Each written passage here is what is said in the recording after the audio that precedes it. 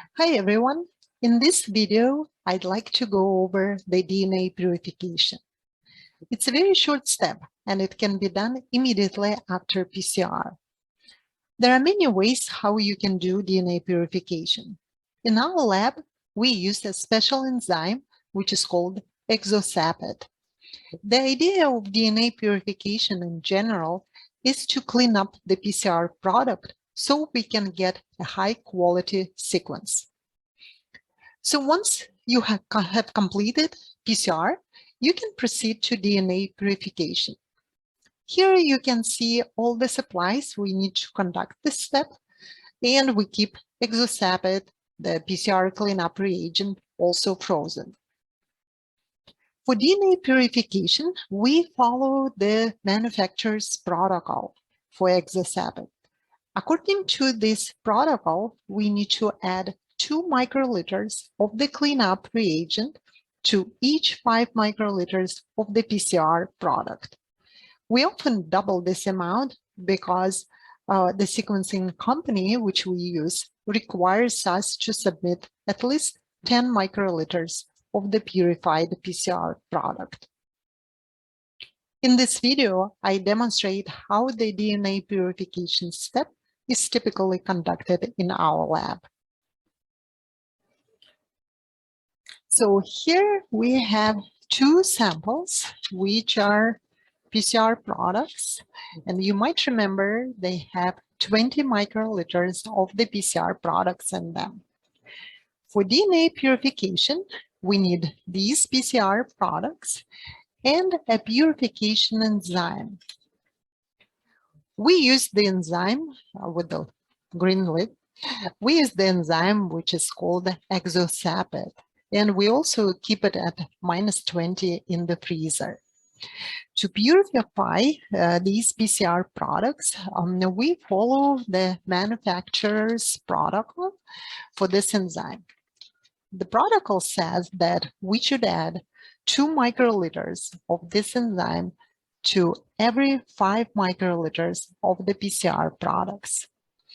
Here we will double this amount to cover pipetting error and to meet the requirements for submitting the sample for sequencing.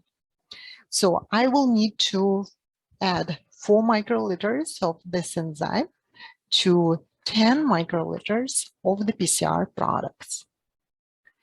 So first, I prepare a new PCR tubes here, 2 for 2 samples. And then I need to transfer 10 microliters out of these 20 to new tubes. For this, I use the pipette P20, and I need to set it up for 10 microliters. Let's see, 9 and 10. Yeah, I hope you can see it. So next, I use pipette tips, which is also for this P20 pipette. And I transfer one by one 10 microliters. Let's see. Here. To new tube. One sample. And same thing for another one.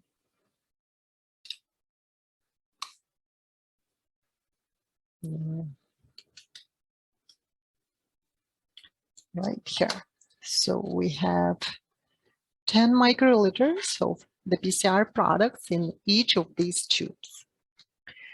So now we keep this enzyme in the freezer at -20. And before use, I recommend to vortex it a little.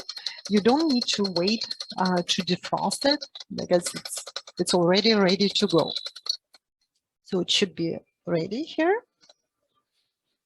Next, I'm changing the setup for my pipette to 4 microliters.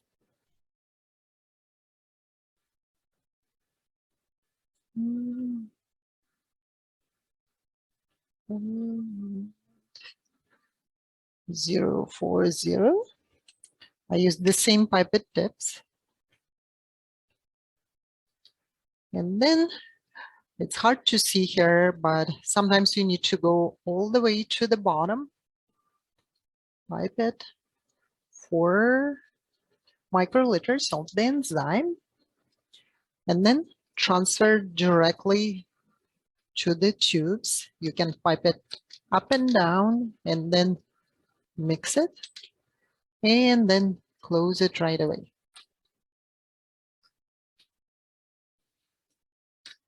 And I'm doing the same for the next sample. So again, we pipe it 4 microliters of the enzyme, and we pipe it to dispose it to the second sample. We mix a little bit. We never vortex PCR tubes, but you can mix it by pipetting up and down and then kind of swirl a little.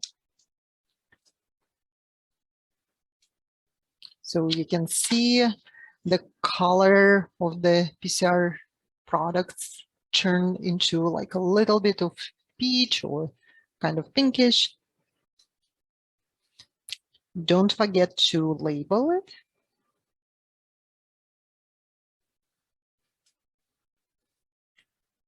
And basically that's it.